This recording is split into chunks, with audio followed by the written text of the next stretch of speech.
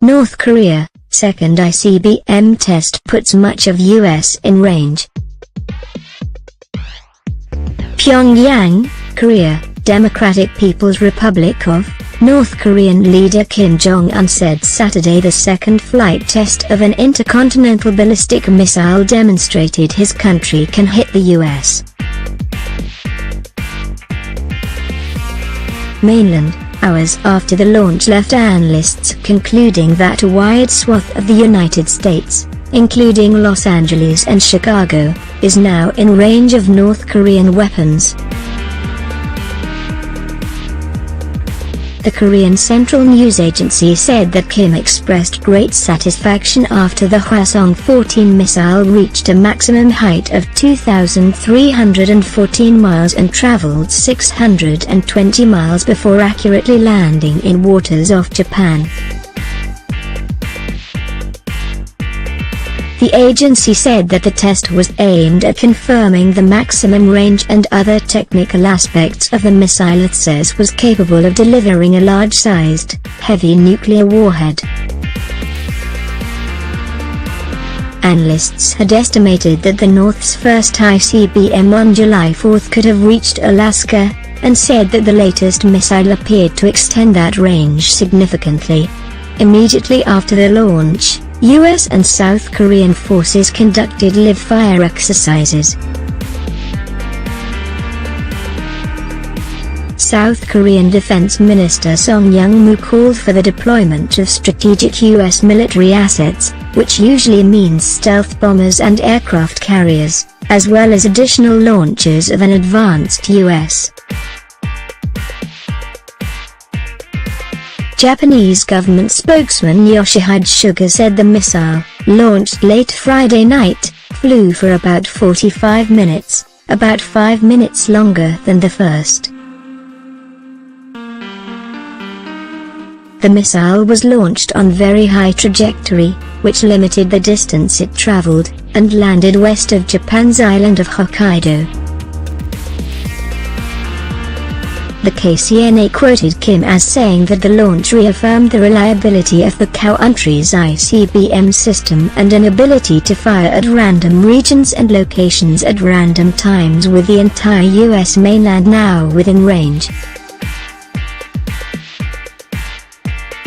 The agency said that the test confirmed important features of the missile system, such as the proper separation of the warhead and controlling its movement and detonation after atmospheric re-entry.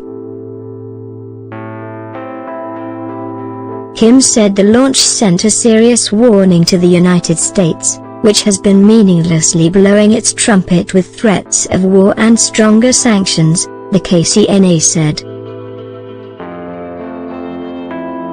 The North Korean flight data was similar to assessments by the United States, South Korea and Japan. David Wright, a physicist and co-director of the Global Security Program at the Union of Concerned Scientists, said that if reports of the missile's maximum altitude and flight time are correct, it would have a theoretical range of at least 6,500 miles. That means it could have reached Los Angeles, Denver or Chicago, depending on variables such as the size and weight of the warhead that would be carried atop such a missile in an actual attack. President Donald Trump issued a statement condemning the missile test as a threat to the world, and rejecting North Korea's claim that nuclear weapons ensure its security. In reality, they have the opposite effect, he said.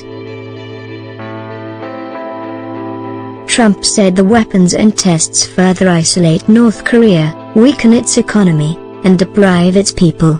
He vowed to take all necessary steps to ensure the security of the U.S. Washington and its allies have watched with growing concern as Pyongyang has made significant progress toward its goal of having all of the U.S. within range of its missiles to counter what it labels as U.S. aggression. There are other hurdles, including building nuclear warheads to fit on those missiles and ensuring reliability. But many analysts have been surprised by how quickly leader Kim Jong-un has developed North Korea's nuclear and missile programs despite several rounds of UN Security Council sanctions that have squeezed the impoverished country's economy. Trump has said he will not allow North Korea to obtain an ICBM that can deliver a nuclear warhead. But this week, the Defense Intelligence Agency reportedly concluded that the North will have a reliable ICBM capable of carrying a nuclear weapon as early as next year, in an assessment that trimmed 2 years from the agency's earlier estimate. Japanese Prime Minister Shinzo Abe called the launch a serious and real threat to the country's security. Suga, the Japanese spokesman, said Japan has lodged a strong protest with North Korea. North Korea's repeated provocative acts absolutely cannot be accepted, he said.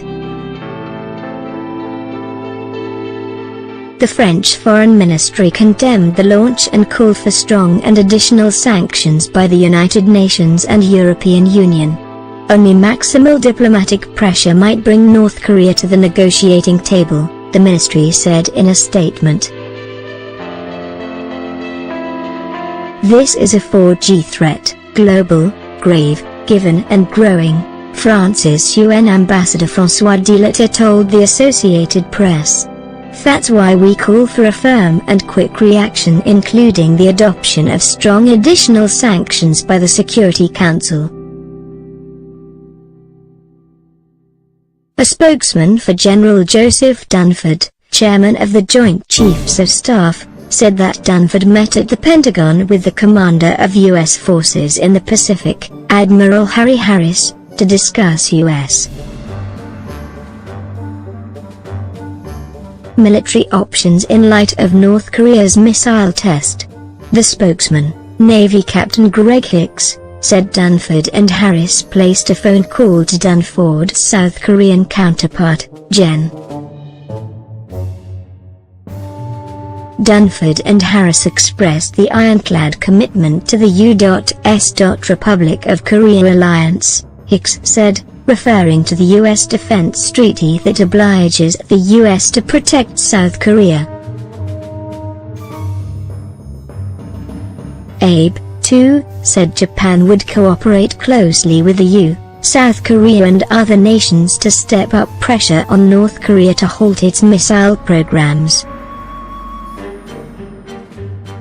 The Hwasong-14 ICBM test fired earlier this month was also launched at a very steep angle, a technique called lofting, and reached a height of more than 1,550 miles before splashing down in the ocean 580 miles away.